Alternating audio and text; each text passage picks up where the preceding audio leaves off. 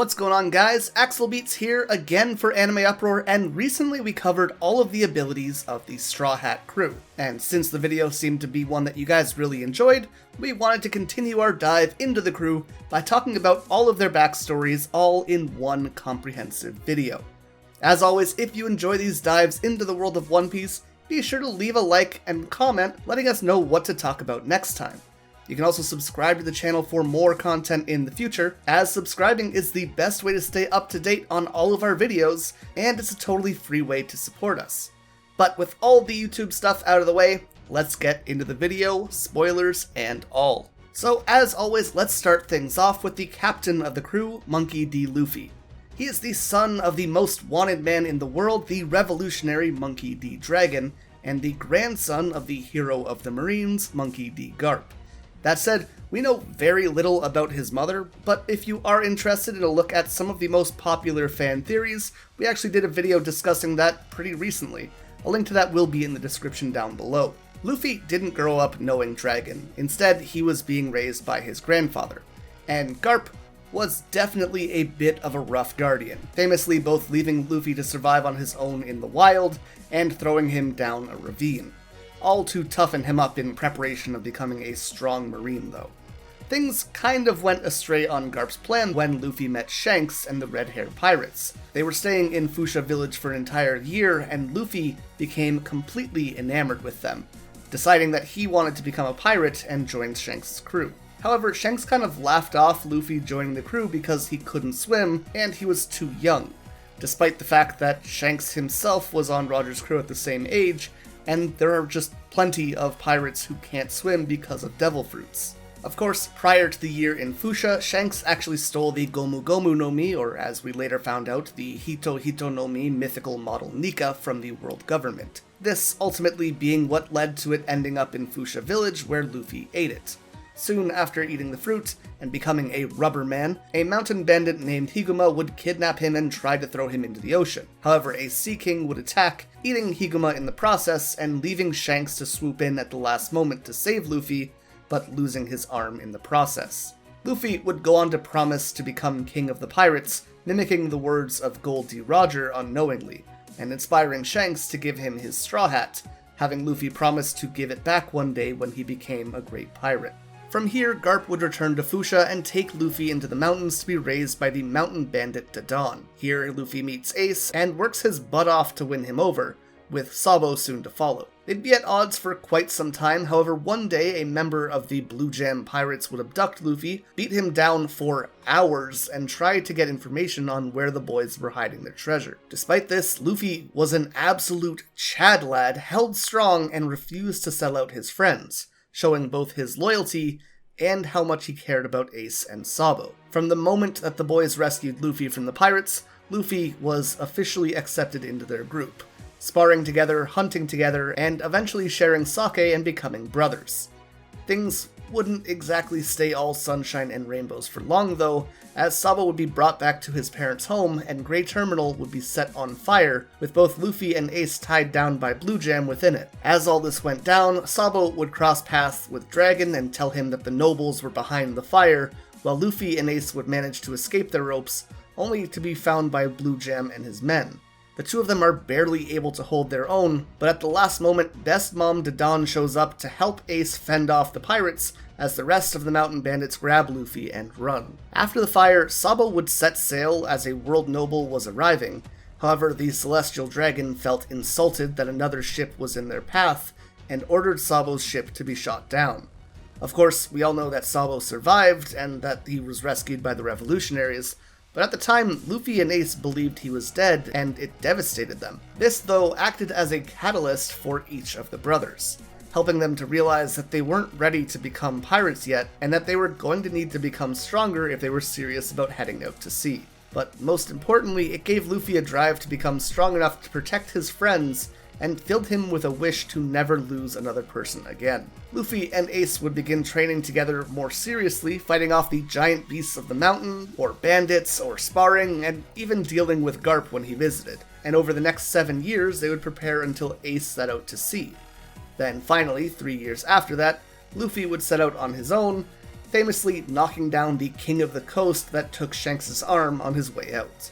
Moving on to Zoro, he was born in the East Blue, but explained that he left some kind of old life behind once he decided to become an invincible swordsman. He trained in Shimotsuki village under Koshiro, and even as a child, he was much better than most of the adults around him. However, he was never able to beat Koshiro's daughter, Kuina.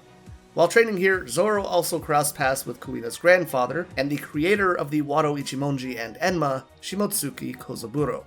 Kozaburo taught Zoro the magical word Sunachi that summons all the strength in his heart, despite Zoro never really wanting to use it because it sounds kinda weird. One day when Zoro was training on his own, Kozaburo asked him if the dojo was boring to him. But when Zoro explained that he was doing extra practice because he kept losing to Kuina, Kozaburo decided to gift him a pair of real swords. Also explaining to Zoro that every sword has its own personality that needs to be bent to its master's will, going on to say that even cursed swords are just a sign of great quality because their powerful will scares off the weak. And this is something that Zoro carries with him throughout the entire series. Most notably, early on, we see him taking Kitetsu, despite it being a cursed sword, and always just respecting and even talking to his swords throughout the series. Back to young Zoro though, he would go on to lose to Kuina 2,000 times, then deciding to challenge her to a private match with real swords to finish things once and for all. That said, swapping to real swords really just didn't make a difference, as Kuina still absolutely bodied him. And it wasn't even close. The next person to embarrass him that badly would probably be Mihawk, if we're being honest. But while he didn't win the fight, it did lead him to having this heart-to-heart with Kuina.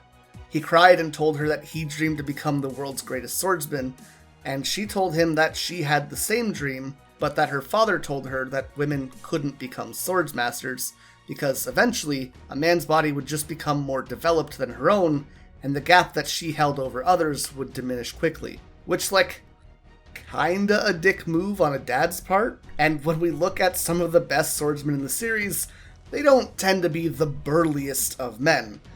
Yeah, Zoro's kinda buff, but look at Mihawk and pre-time skip Shanks. The dudes are strong, but they're not exactly beefcakes. It's pretty clear that in the world of One Piece, swordsmanship is more about technique than it is about power, so Koshiro kinda just sucks on that one, but no one's perfect. Anyways, Zoro kinda blows up on her, frustrated on her just willing to give up like that, despite dominating over him for so long. To him, it meant that no victory over her could ever be justified, because regardless of if he beat her the next day or the next year, the idea that she was at a disadvantage because she was a woman would always be there to taint his win. He wanted to win because he was more skilled, not because she was a girl. So here they would make a promise that, odds or conditions be damned, one of them would become the world's greatest swordsman no matter what. And you know what? No, one of them would become the world's greatest swords person. Take that, Koshiro. However, things did not go as planned, because in what might be Oda's worst writing choice ever, Kuina, and I cannot stress this enough, fell down the stairs and died the next day, off screen. What a wild choice. Of course, there's always the Tashigi is actually Kuina theory and all that, but until we have a real, tangible payoff to that, I think this is easily one of the biggest black marks on the series to me. Sure, people have accidents all the time, but I don't think major impactful characters like Kuina should just be falling down the stairs to their death. Again, off screen, but you'll have to let me know if you agree down in the comments. Either way, Zoro is filled with anger, disappointment, and grief, and he approaches Koshiro to ask him for Kuina's sword, the Wado Ichimonji, saying that he will use it to fulfill their promise and become a swordsman so great that his name will reach her in the heavens. Eventually, Zoro would become aware of Dracule Mihawk, the current greatest swordsman in the world, and set off to sea so that he could challenge him. Being Zoro, though, he would get lost along the way and never find his way back home, needing to rely instead on bounty hunting to survive and earning the title of Pirate Hunter. He also meets Johnny and Yosuke along the way, and he would even be approached by Baroque Works to Baroque work for them, but he turned that down unless he could become the leader of the organization, going on to kill Mr. Seven, the agent who tried to hire him in self-defense. Finally, Zoro would end up in Shell's Town, where he killed Helmeppo's pet wolf who was attacking a girl named Rika. Zoro agreed to be tied down for a month as punishment, which just about brings us to where Luffy finds him. On to Usopp, the third official member to join the crew, and probably the one with the most simple backstory. He was the son of Yasopp, a marksman on Shanks' crew, and he and his mother were left behind as his father went to become a pirate. However, rather than becoming resentful or upset that his dad left them to get pirate milk and never returned, Usopp would rationalize that being a pirate must be something so amazing that it was worth leaving his family behind, which is both wholesome and pathetically sad. Usopp, from a very young age, picked up the habit of telling lies. Most frequently, he would run around the streets yelling that pirates were coming. This would lead to the villagers chasing him or throwing things at him until he left the village. That said, the reason that he was doing this was that his mother was severely ill, and he thought that yelling that pirates were coming, that Yasopp was coming, would keep her spirits up as she fought the disease. Hope only goes so far though, and his mother would eventually pass away from that disease, leaving Usopp totally alone. And as you might expect from someone his age in that situation, he kept yelling about pirates throughout the village to keep the attention of others. And while on the surface they were all very annoyed by it, we see later when Usopp leaves that the entire village is waiting for him and disappointed when he doesn't show up. It became something that was part of their daily routines, and it brought a lot of energy and life to the town. That said, of course, the Usopp pirates that he trained would eventually go on to take over for him. Of course, though, the most important person in the town after his mother passed away for Usopp was Kaya, a rich but sick girl who Usopp would tell stories to in order to cheer her up, in the exact same way that he did for his mother.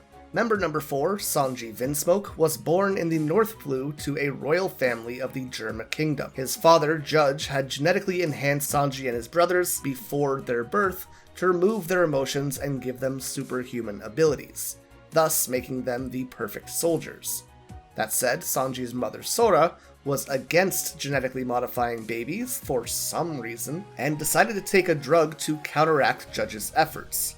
This didn't go as planned, as only Sanji would be born normal, and the effects of the drug severely weakened her own body. Sora is also where Sanji fell in love with cooking. One day he decided to cook for his mother to help her recover, and despite falling on the way to the hospital and completely ruining the dish, she ate the entire thing, smiled, and said it was delicious.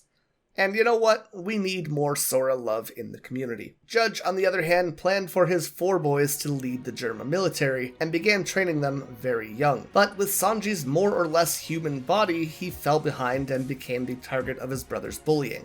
Something Judge just didn't care to stop. The only one really being kind to Sanji at any point in his childhood other than his mother was his sister Reiju, who would sometimes tend to his wounds. At the same time, while Sora was promoting Sanji's love of cooking, Judge was all but forbidding it. He eventually realized that Sanji was unlike his brothers and would never become a superhuman, and decided to hold a false funeral for him, then choosing to keep Sanji hidden away in the dungeon with an iron mask over his face. It was also in this dungeon where Sanji first read about the All Blue, which would become his future dream in life. Sanji would spend 6 months in that dungeon, but once the Germa Kingdom crossed the Red Line and entered the East Blue, Reiju helped him to escape the cell so that he could be free and become a chef. During his escape, he ran into his father, and it was decided that Sanji would be free to go as long as he never told anyone that they were related. So, Sanji renounces his title as prince, and when the Germa began attacking the Isle of Corsia, Sanji made his way onto the cruise liner called the Orbit, where he began to learn more about cooking. He would stay there for the next 2 years until the Orbit was attacked by Red Leg Zeph, only for Sanji to declare that he can't die here because he needed to find the All Blue. As the Red Leg pirates were attacking this ship though, a massive storm broke out and Sanji ends up falling off the ship into the ocean, leading Zeph to dive in after him and save him. Both the Red Leg ship and the Orbit would be torn apart in the storm, and Zeph and Sanji would wash ashore on a large rock in the middle of the ocean, way too high up for them to go down for food, or to make it back up if they ever tried. To make matters worse, the island was completely barren, with only some puddles of rainwater to keep them hydrated, and just 2 bags of food to keep them alive. Sanji was given the smaller bag as he was a child, and he was ordered to sit on the other side of the island to keep an eye out for ships. He thought that he would have about 5 days worth of food, and he could ration it out to probably make it last about 20. On the 5th day, a ship passed, but he was unable to get their attention. By day 25, he was officially out of food, and begins thinking back on all the food he had wasted in his life. By day 50, he was skin and bones, and by day 70, he decided to check on Zeph, willing to kill the old man and take what food he had left if he needed to in order to survive.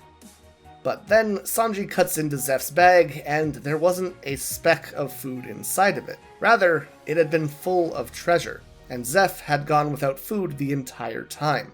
In fact, in order to give Sanji as much food as possible, Zeph instead decided to eat his own leg, even though it meant he would never be a pirate again. A way more badass version of the story than in the anime. When asked why he would do that, Zeph simply said that it was because they had the same dream, that being to find the All Blue. The old man begins talking about how he's been stranded at sea many times, and each time, he wonders how many men would die at sea, cursing its vastness for being left without food. He talks about how nice it would be to find a restaurant in the middle of the sea, and Sanji promises that when they get out of here alive, he'll help Zeph open the restaurant. And it would be another 15 days, totaling at 85, before the two were saved. And as they promised, soon after they opened the Bratier, the restaurant at sea where the cooks fight, and Sanji would stay there for nearly a decade with the old man, learning to become one of the best chefs in the world, and being taught the blackleg style of fighting along the way. And here he would remain until Luffy eventually came and asked him to join his crew. The final East Blue member, Nami, was born in the Oikot Kingdom, a place completely torn apart by war, with almost no survivors. She was only a baby when Nojiko would pick her up, and together they would eventually be found by a female marine who was barely holding on to life for herself. This being Bellemere. Bellemere managed to bring her new adopted daughters back to Kokoyashi Village, where she insisted the doctor save them before looking at her. Luckily, all 3 of them would survive and become a family, and while they were happy for the most part, they were also very poor, and it definitely put stress on them. Bellemere would often skip meals or refashion Nojiko's clothes for Nami to make ends meet. Because of this, Nami picked up the bad habit of stealing, and this was typically for things like books, so that she could learn more about navigation and creating sea charts. The village leader Genzo would often bring Nami back to Bellemere, and Bellemere would just flirt with him to make him flustered and get Nami off the hook. Something we kind of see Nami picking up when she's older, as she definitely uses her sexuality to her advantage, much more than any other member on the crew. One day, Nami would angrily yell at Bellemere for the way they were living. She hated that Bellemere skipped meals, she hated wearing hand-me-downs, and she hated that Bellemere had to put up a front that everything was okay, even going so far as to say that they weren't real family because they weren't connected by blood, and that she wished that she had been adopted by a rich family. Obviously, that isn't really the case, and it was just a child lashing out because she felt guilty that she was making Bellemere's life difficult, and believing that Bellemere would be happier without her around. Nami ran to Genzo's home, and he told her all about how Bellemere had found her and Nojiko, and how they brought meaning to her life, and because of that, Nami didn't have to worry about making Bellemere unhappy. But just as Nami was about to head home and apologize and make up with Bellemere, the Arlong pirates attacked, claiming all of Kokoyashi Village as their territory, and declaring that Arlong was the ruler of this region. They set in place a monthly tax where every adult would need to pay 100,000 berries, and every child would have to pay 50,000. At first, it seemed like Bellemere would be missed because her home was outside of the town, but at the last moment, someone noticed the smoke leaving her home, and the fishmen marched over to check it out. And like I said, Bellemere was already struggling. At the best, she had 100,000 saved away for herself, but there was no way that she could cover all 3 of them. As Arlong enters her house, Bellemere drops him to the ground immediately as she sticks a gun into his mouth like an absolute Chad lass. But Arlong just bites through it, and by the time Nami and Nojiko make it home, Bellemere is having her arm crushed by Arlong's foot.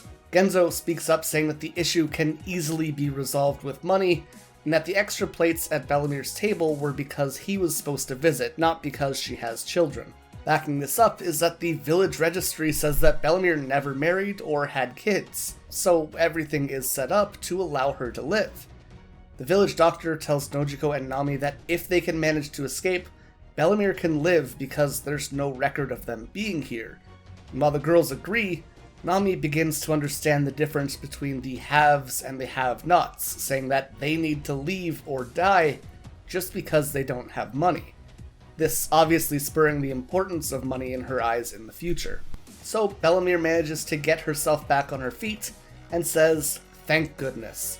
With the 100,000 berries I saved, I'll be able to save my 2 children. This money is my children's share, and I don't have enough for myself," telling Genzo that she can't bring herself to say that she doesn't have a family, even if it meant losing her life. The girls run up, and they all hug and apologize to each other, and Bellemere tells Arlong to leave them be, which he agrees to do if she dies quietly. He holds a gun up to her head, and without flinching, she says her daughter's name, tells them that she loves them, and Arlong pulls the trigger. Honestly, this is one of the best moments in terms of sound design in the entire anime, and every single time I get there, it just hits me like a ton of bricks. Even so, there is no time to mourn, as Hachi finds Nami's sea charts, and Arlong decides to take her prisoner. Genzo tries to stop them, but Kurobi immediately cuts him down, which was always going to happen. Not exactly the smartest move on Genzo's part, but Nami calls out saying that it's okay. No one has to try to save her, just so long as more people don't have to die. Arlong has the villagers beaten down, sinks all of the ships in their ports, and leaves them all in the palm of his flipper. Days later, when everyone is finally able to get up again, they rally a small force and decide to fight the fishmen head on. But Nami shows back up and says that she joined the Arlong pirates as a cartographer. She had even been branded by their tattoo and given wads of cash, thinking that if she has money, and if she goes along with what Arlong has to say, then she'll never have to lose anyone. Genzo becomes enraged that she would betray the memory of Bellemere and exiles Nami from the town, and Nojiko chases after her to find her at Bellemere's grave. Nami recounts that Bellemere told them to live on, and as long as they can survive, they will eventually come across good times again. Conversely, even the government wasn't going to help them because Arlong sunk so many of their ships already. So instead, Nami decided that she would save the village by herself and buy it back for 100 million berries. She thinks that if she has to ask for help from the villagers, then they're probably going to get hurt again, declaring that she's never going to cry and that she'll fight him alone. For the next 8 years, Nami would work for Arlong drawing charts, and in her spare time, she would sneak off to invade other pirates' crews and rob them blind until she had enough money to buy back Kokoyashi Village. Of course, along this journey, she would run into Luffy in Orange Town as she was trying to steal Buggy's treasure map, and that would lead to him saving their town. On to the Grand Line and Drum Island, where Anthony Helicopter joins the crew.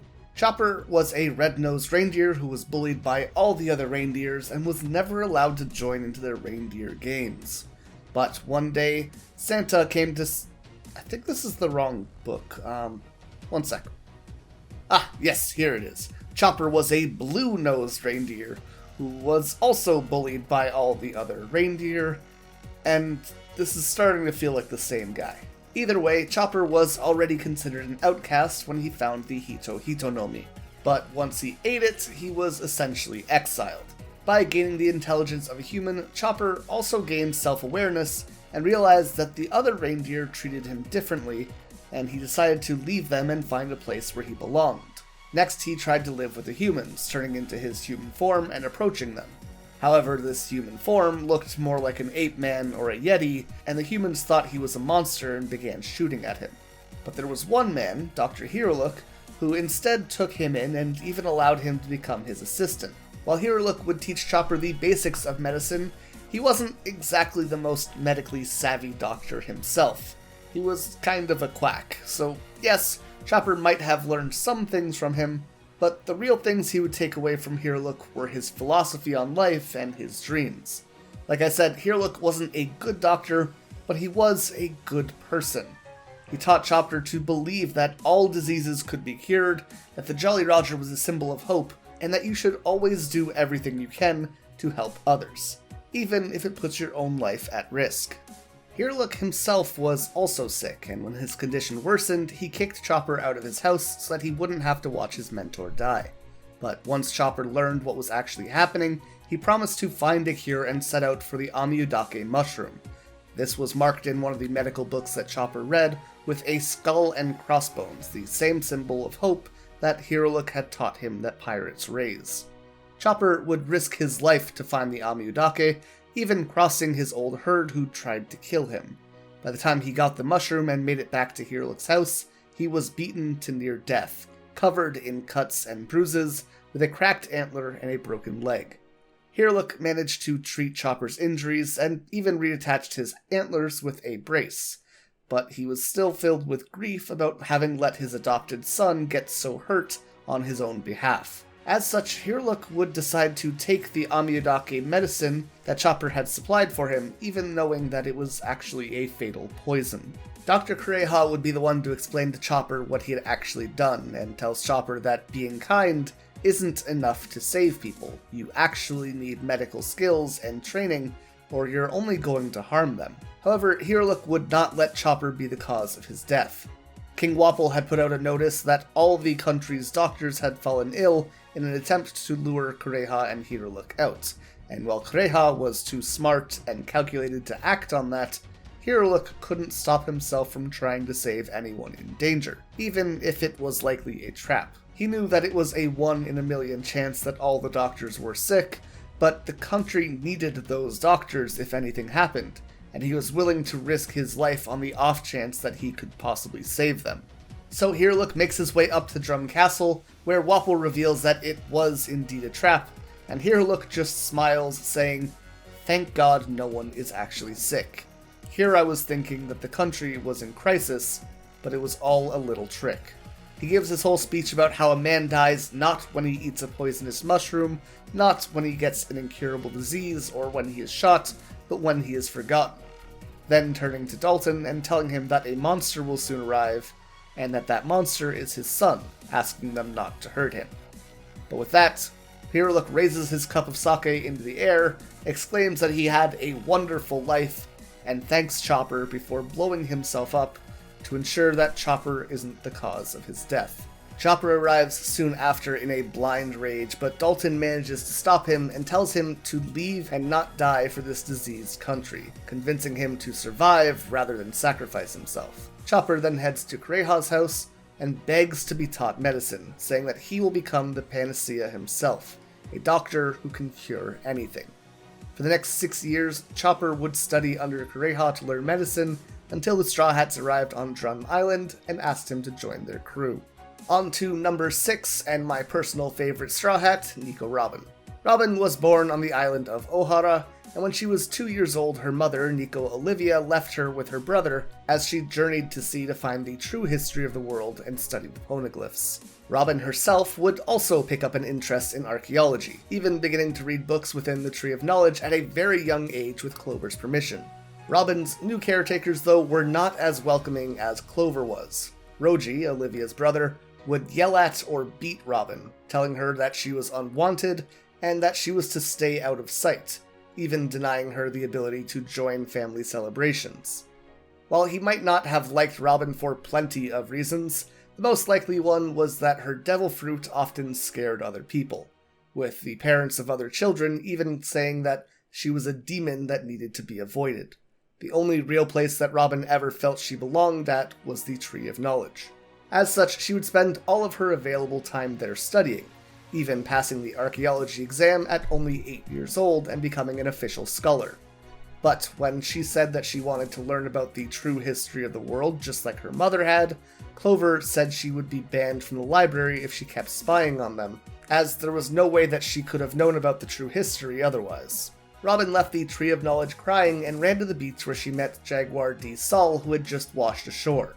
They became quick friends over the next few days as he worked on building his raft, but things changed when he found out where he was.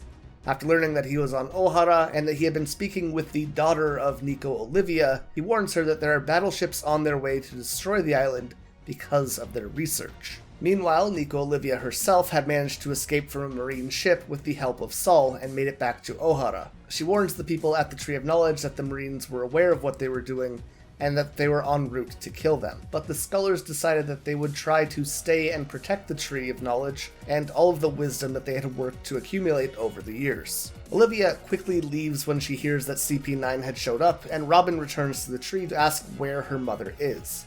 But Olivia wanted to cut ties with Robin because she was a criminal and didn't want her daughter branded with their association. Olivia had told Clover to keep them separate, so he denies to Robin that Olivia was even on the island. But they don't get much time to talk about this as CP9 arrives and begins to search the tree. Outside, the people of Ohara are being forced onto evacuation boats as Nico Olivia is being detained by CP9 and Spondine. They are soon joined by the rest of the archaeologists who are brought out of the tree, and Clover tells Robin to escape, but she refuses and Olivia finally sees her daughter. When the Marines find the poneglyph hidden under the tree, Clover asks to speak to the Gorosei through Spondine's transponder snail. He starts to ask them questions about the Void Century, but before he's able to say the name of the ancient kingdom, the Gorosei orders him to be killed. The Buster Call is triggered, and Robin calls out to Olivia to ask if she is her mother. Then, just as Bellamere had showed her love for her daughter by saying they were family, Olivia tries to protect Robin by denying they were family. Robin pushes again, saying, "I'm Robin. I've grown, but don't you remember me? Someday I want to be able to hold your hand and walk with you. I've studied hard and became an archaeologist, and I can read the poneglyphs too." A sentence which sealed her fate as a target of the world government. As shells start dropping from the Buster Call, Spondine and his men turn tail and run, and Robin is given a moment with her mother. They don't get too much time though, as Sol shows up and Olivia asks him to take Robin off the island. Robin, of course, wants to stay with her mother, but Olivia tells her that she is a Sculler, and she must know that history is an asset to humanity, and charges her daughter with the duty of passing that history on. Even if Ohara perishes, they shouldn't give up on the future that she'll be living in. With her final words to Robin, asking her to live her life to the fullest for her. As Sol carries Robin away, he tells her to be proud of her honorable mother and honorable island that fought so hard against the world, and also tells Robin to pass on the history of this island. Sol continues to protect her all the way to the escape ship, but the other passengers refuse to let the monster girl, who is the daughter of a criminal, on board, as it would put them in danger as well. She keeps running with Sol, but eventually Aokiji shows up. He and Sol discuss the idea of justice and how it's malleable and changes depending on where you stand, and Aokiji even says that he doesn't like what's happening, but it's for the good of the future. But then the passenger ship full of innocents was absolutely obliterated by a young Akainu who says that if they're going to wipe out a nation, they should do it thoroughly. Aokiji is disgusted by Akainu's actions, but still needs to fulfill his duties. He begins to freeze Sol solid, as the giant tells Robin to run and that the sea is a vast place, and as long as she lives, someday she will be able to find true friends who will protect her, and that no one is born into the world to be alone. Finally, he reminds her that in times of hardship, all she has to do is laugh and keep smiling, and that if she can do that, she will eventually find her friends. Aokiji comes to the conclusion that absolute justice drives a man insane, so he decides to let the seed that Sol protected grow and see what becomes of it. He prepares a path of ice that will keep her safe until the next island, but before she leaves, he reminds her that he is not her friend, and should she cause any trouble, he will be the first one to come find her. And with that, Robin gets in the boat to row away from her destroyed home, as she quietly cries and tries to keep laughing like Sol wanted her to do. The government would go on to put a 79 million berry bounty on her, calling her the Devil of Ohara. And over the next 20 years, Robin would go on to live in several homes in several cities on several islands.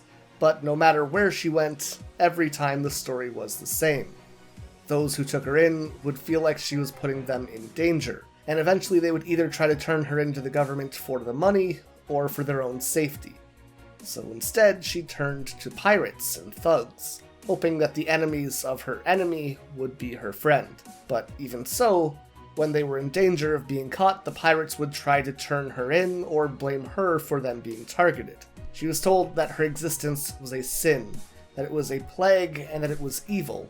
But she carried on, kept running, and searched for the poneglyphs as she went. All until at 24, she found herself at Baroque Works, and Crocodile took an immediate interest in her as someone who could read the poneglyphs. His plan was to use her to find Pluton and conquer the world, but 4 years later she would of course cross paths with the Straw Hats, and eventually joined their crew. Crewmate number 7 is Cutty Flam, or as he is known now, Franky. Franky was born in the South Blue, but he found his way to the Grand Line aboard his parents' pirate ship. That said, they weren't exactly the kindest parents, and literally threw him off the ship into the ocean. He was luckily saved by the legendary shipwright Tom, who took him in as his apprentice after seeing him make cannons out of scrap.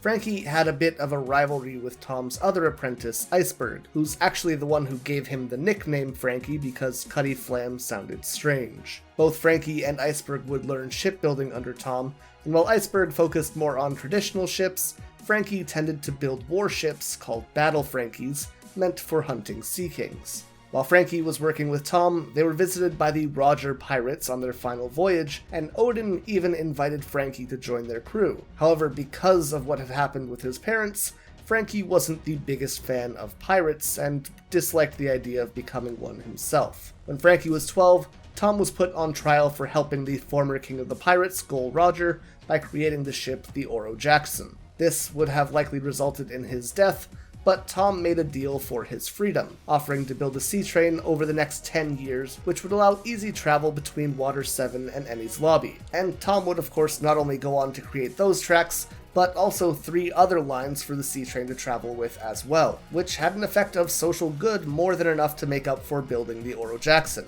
The Marines were just about to let him off free, but Spondum, who was charged with finding the blueprints of Pluton, used the Battle Frankies to attack the area in an attempt to frame Tom, or more specifically, Franky. Tom would take responsibility for this as he didn't want Franky to get in trouble, and was sentenced to death as a result.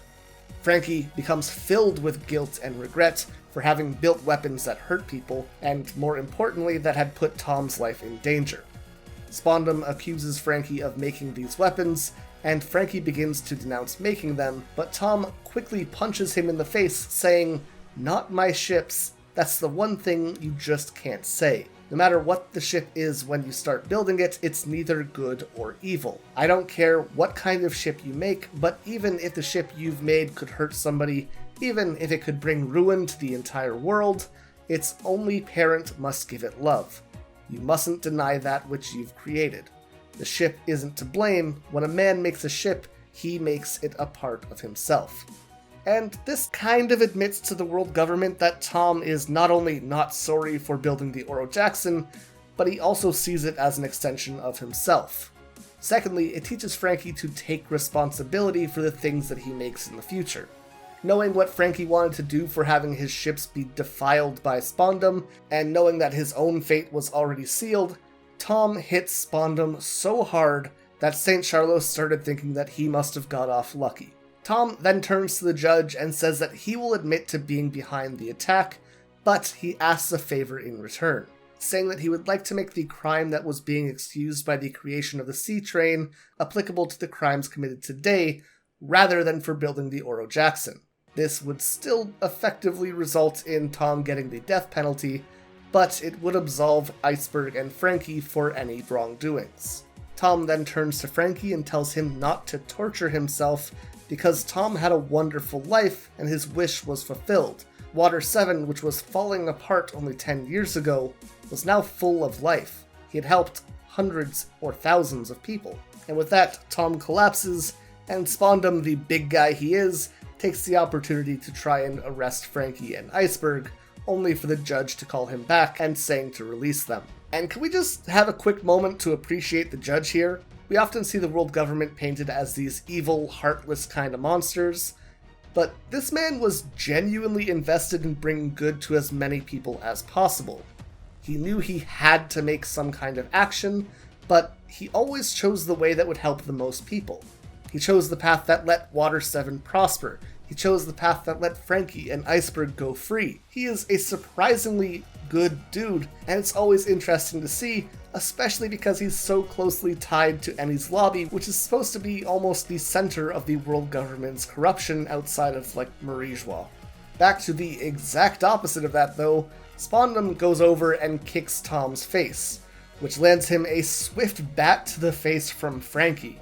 And while that was absolutely deserved, the sea train begins taking off all the same with Tom aboard. Franky tries to get in front of it to stop it, but literally nothing he does even slows it down. And as the sea train plows straight through him, he begins to think that he would love to make a dream ship one day that could proudly sail to the end of the world. The people of Water 7, Iceberg included, believed that Franky was dead, but in reality, he was barely holding on to life in the middle of the ocean. He found his way to an abandoned ship that was passing by, and decided that the first thing he would need to do is fix his useless body. And it wouldn't be until 4 years had passed when Iceberg was working towards becoming the mayor of Water 7 that a man named Cutty Flam would try to get an appointment with him, only to be sent away. He later meets with this man in secret. Obviously, he's a little bit surprised to see Franky, and Franky explains that he had to fix his body with scraps of metal that he had found and make himself a cyborg in the process just to stay alive. Iceberg realizes that the government had hounded Tom for the blueprints of Pluton, and that they would eventually likely come for him next. So he tells Cutty Flam to instead only call himself Franky from now on, and to take the blueprints and get off the island. This would be the safest way to keep them hidden. Iceberg starts to walk away after giving the blueprints over to Franky, and as he does, he starts to talk about how he can likely never forgive Franky for what he did, but at the same time he wants him to know that he still trusts him enough to give him the blueprints, and that he is very happy that his friend is alive. Now, of course, Franky did decide to go by Franky going forward, but he refused to leave the island so that if anything ever happened, he would be able to protect Iceberg from the world government. On top of that, he would go into the Water 7 backstreets where he was attacked by Zombia and his gang. However, he very quickly laid out the entire group and told them that the backstreets now belonged to him. Later, he finds Mozu and Kiwi drunk out of their goddamn minds in the middle of the day and swaps out their booze for cola before recruiting them. And this was the beginning of the Franky family. Water 7's mafia-like group of ship dismantlers who robbed incoming pirates. On the surface, Franky had become the crime boss of Water 7, but in reality, he was just trying to atone for his sins. He was taking in the lost and the broken people of the town and giving them a place where they belonged. He was giving them a family. Not only that, but he was fending off looters and pirates who would cause the town harm. And by running the crime in the city, he could also keep it under his own control so that nothing too serious ever happened. And while the Franky family was definitely rowdy, for lack of a better term, they were in reality the protectors of Water 7. That said, he was still robbing people, and while most of the money would be blown on parties and cola, he was also saving up to buy wood from the treasure tree Atom so that he could one day build his dream ship, the same ship that he would one day build for the Straw Hats only a few years later. Now on to the oldest member of the crew, being Brook.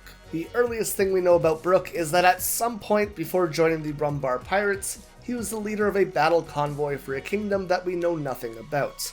Kind of makes me wonder if we're ever going to get more information on that island, or what's going on there now. But either way, this is where Brook learned his unique style of swordsmanship. Eventually, Brook would join Captain Yorkie and the Rumbar Pirates, a musical pirate ship that aimed to bring smiles to children wherever they traveled. Along the way, they had met with a young island whale that they named Laboon.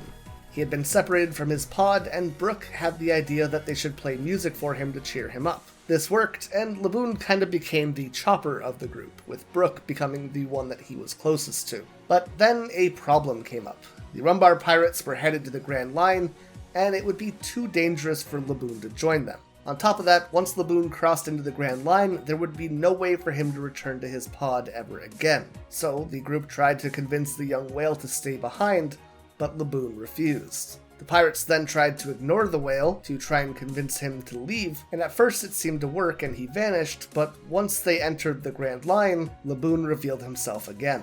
The Rumbar ship needed repairs, so they spent the next 3 months fixing it at Crocus's lighthouse, all the while partying with their blubbery chum. The group then decided to leave Laboon in Crocus's care, promising that they would return after finishing making their way around the world. By then, Laboon would be grown enough, and he could accompany them on their next journey. However, things didn't exactly work out like that. The Grand Line was treacherous and quickly became a difficult journey for them. Things went from bad to worse, though, when Yorkie fell fatally ill with an incurable disease. The captain made the decision to separate himself and other infected crew members from the rest of the crew in order to keep them safe. He and the other sickos would try to escape the Grand Line by going through the comm belt, which is something that definitely didn't work, but before they went out on this journey, lying on what would effectively be his deathbed, Yorkie asked two things of Brook. Firstly, he asked him to say hi to Laboon for him when he managed to make it around the world. And secondly, he asked Brook to play Bink's sake for him one last time. With just over half the crew left, the remaining Rumbar pirates continued into the Grand Line on a new ship with Brook as the captain, even gaining a bounty as they continued. His fortune was not all in the rear view though, as the crew sailed into the Florian Triangle. They had barely survived an encounter with another crew, but even having escaped the battle, they were still in danger, as the other crew had tipped their weapons in poison and killed the Rumbar pirates' doctor. And to make matters worse, they had also broken their rudder, so effectively they were cursed to drift aimlessly. Lost and slowly dying in the Florian Triangle, the crew had one thing bringing them hope. Brook had eaten the Yomi Yomi Nomi, and because of that would get a second chance at life. He pulled out a tone dial and asked the crew to record Laboon's favorite song for him, so that when Brook eventually made it back to life, he could bring it to Laboon and play it for him. Even if the Rumbar crew could not make it back to Laboon, at least their voices would. So they start playing Bink's sake as the Rumbar pirates slowly fade one after another. This continued until all that was left was a quartet, and then a trio, a duet, and finally, just the accompaniment in a solo act. Brook would die soon after, and eventually his soul would return to the world to seek out his body because of his devil fruit. However, the body was lost in the Florian Triangle, and by the time his soul found his body, it was just bones and an afro. Upon finding his new skeleton body, Brook gathered the corpses of all of his friends and brought them to the coffins deep within the ship to let them rest. For the next 50 years, Brook would be trapped in the Florian Triangle, alone on a ship with nothing but his dreams and memories of his friends to keep him company. 5 years prior to the Straw Hats arriving, Brook's ship drifted onto Thriller Bark. He explored the island looking for materials to fix his rudder, but instead found Gecko Moria zombies. He was captured and had his shadow stolen from him before they left him back on his ship, adrift in the Florian Triangle. Now not even being able to go into sunlight without turning to ash. So he was having a bit of a rough time. He did eventually manage to make it back to Thriller Bark though, and learned the secrets of using salt to defeat the zombies from Dr. Hogback. Eventually he would come face to face with his own shadow, who was now inhabiting the body of the Swordsmaster Ryuma, and despite his best efforts, he would be defeated and forced to run away. Over the next 5 years, Brook would continue to train on his own in hopes of defeating his shadow, and when the Straw Hats finally arrived, it was his chance to do just that. Or at least to watch Zoro do so. And finally, our newest Straw Hat, Jinbe. Jinbe was raised in an orphanage which would eventually become the Fishman District, along with Arlong and Fisher Tiger. He trained in Fishman Karate, and proved himself a prodigy by earning a black belt by the time he was still a child. As he grew up, he would eventually become a soldier in the Neptunian army. Jinbe back then was very weary and doubtful of Fishman and humanity coming together, and saw Otohime's preaching as something that was always going to be fruitless, believing that history had been very clear about the way that humanity saw Fishmen, and believing it would never change. At the same time though, while he wasn't interested in Otohime's quest, he was still a devout subject to the queen, and wouldn't allow Arlong to steal or damage the signatures that she had collected. And that kind of shows Jinbe's personality in a nutshell. Even if he disagrees with something or sees no value in it, he would never allow injustice or pointless hatred of any kind. It's a moral code that defines who he is. He and Arlong have a quick, almost Sanji and Zoro-like back and forth where they're just kind of playfully disrespecting each other, but they're interrupted when one of my personal favorite characters in the series, Fisher Tiger, returns after a long adventure. Tiger was at one point the de facto leader of the Fishman District, but now he was more of a local hero than anything, and that hero had just returned after doing something that shook the world. He opposed the celestial dragons and freed their slaves. If he were to remain in Fishman Island, then the entire region would become the target of humanity's wrath. Well, more so than it already was. Jinbe leaves his post in the Neptunian army, and along with Arlong and his crew, they joined in under Fisher's Sun Pirates. To avoid discrimination between the former slaves and the former free fishmen, every member of the crew was branded with a sun that was used to cover the mark of celestial dragons on those who used to be slaves. Tiger approached Neptune and Otohime to tell them about his journey and explain what he had done and how the lives of the slaves were hell, and when asked what he had seen, Tiger responded that he had simply saw humans. And what he meant by that was that he had seen all the evil that they had to offer. And so we see this kind of schism in the parallel paths between humanity and fishmen. Otohime would work towards cohabitation and peace, while Fisher would work towards freedom and independence. As they voyaged, the Sun Pirates would regularly be attacked by Marines looking to gather escaped slaves. But now with the mark of the sun, there was no proof of their former bondage. The Sun Pirates caused so much of a stir that they actually garnered the attention of Vice Admiral Borsellino. That said, despite everything that was happening, Fisher had a strict rule against killing humans who attacked them, much to Arlong and even Jinbe's confusion. But Tiger explained that the second that they start killing people, they lose the war and lower themselves to the level of the evil humans.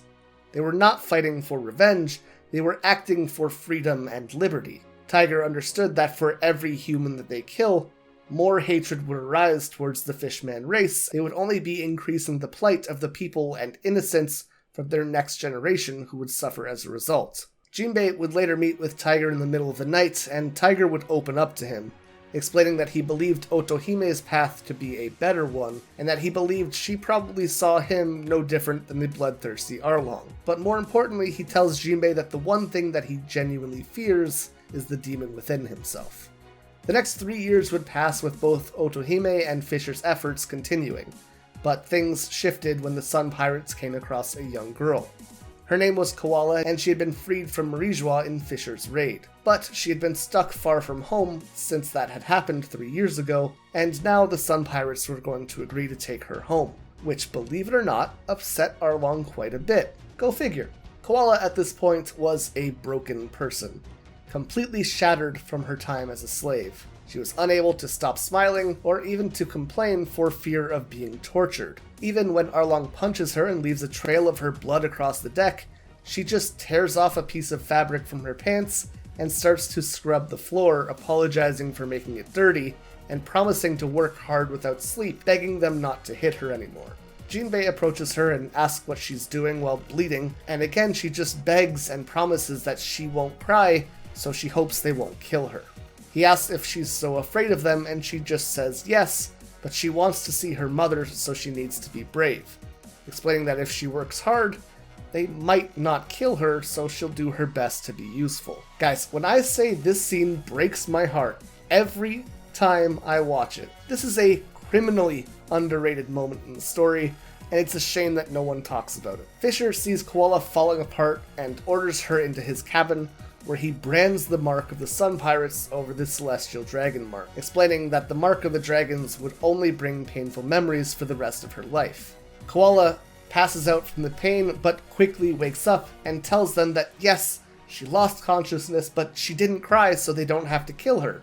But before she can finish speaking, Tiger explodes, saying, "And why shouldn't you cry? We aren't the same as those slave-driving monsters." He tells her to watch as he picks up his pistol and tosses it into the ocean, saying that his crew kills no one, and then turning away and saying, "Let's get moving, we need to get this girl back home," as Koala finally breaks down crying. When they finally start heading towards Koala's home island, Arlong does stir the pot a little bit, asking Koala if her parents taught her to look down on fishmen, then going on his typical racial superiority and humans are evil speech. However, Jinbe cuts in to correct him, saying that yes, some humans are hateful, but others who look at them like Koala does aren't filled with hate, they're just filled with fear. He begins to question what they might be so afraid of, and Koala explains that they're only afraid because they don't know anything about fishmen. This putting Jinbe in a spot to wonder if Otohime's message really is the right path, and learning more about one another could actually lead to peace. Weeks later, and it's time to drop Koala off, and even Macro, who was so cold-hearted that he sold other fishmen into slavery, is crying because he's going to miss her so much. Fisher says that he'll take Koala to her village personally, and Koala promises to tell everyone about how nice fishmen are. Again, Jinbe and Arlong kind of quickly cross their moral swords, as Arlong says she'll grow up to be just like the rest of humanity, and saying that Jinbe has changed if he thinks otherwise. And things are great as Koala reaches home, but this is a One Piece backstory, so things need to go to hell. As Tiger walks back to his ship, he's ambushed by Rear Admiral Strawberry and a small army of Marines. They were apparently tipped off by the people of Koala's village, meaning that Tiger had gone out of his way to help this girl and even rescued her from slavery, only for her people to betray him. At the same time, the Sun Pirates' ship was also being attacked and sunk, but luckily all the fishmen managed to escape. They steal a Marine ship, but Tiger was already mortally wounded. Tiger apparently had a rare blood type, but by taking a human blood transfusion, he could be saved. However, he forbids it, screaming, saying that he doesn't want to live with their blood in his veins, the blood of those who hated fishmen, and the blood of those who captured him and made him a slave for years. We learn that Tiger managed to escape but couldn't leave the other slaves behind, so he went back to free them too. He tells his men that he lived selfishly and caused Otohime's dream a lot of trouble, but that she is correct, and that everyone should strive for the same goal that she has. However, even with this mentality, he believed that his generation was kind of a lost cause, and it would be Koala's generation who would make the changes that they need to do to eventually see peace. And as a result, he begs his men to never speak of the betrayal and tragedy that happened on this day, so that the next generation could grow up without any stained views. Tiger says that while there are plenty of kind humans, the demon in his heart refuses to accept humanity, and he will never be able to love them.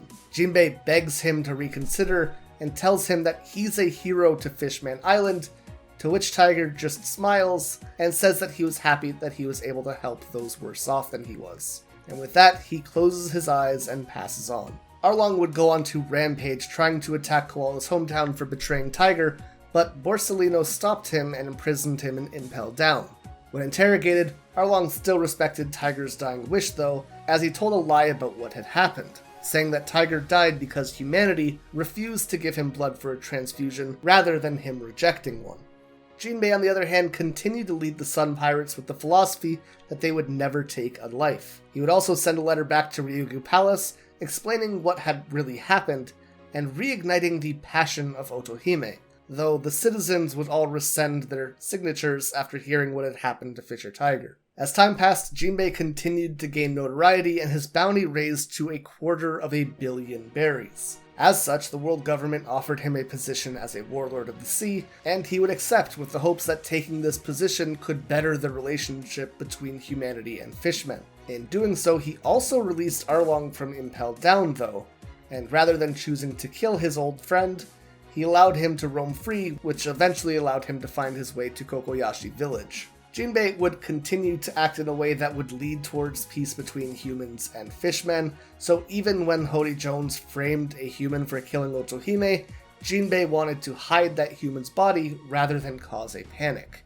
Of course, Jinbe would years later be called to fight with the Marines in the Battle of Marineford, but refused to stand against Whitebeard, who had always acted as a figure of peace on Fishman Island.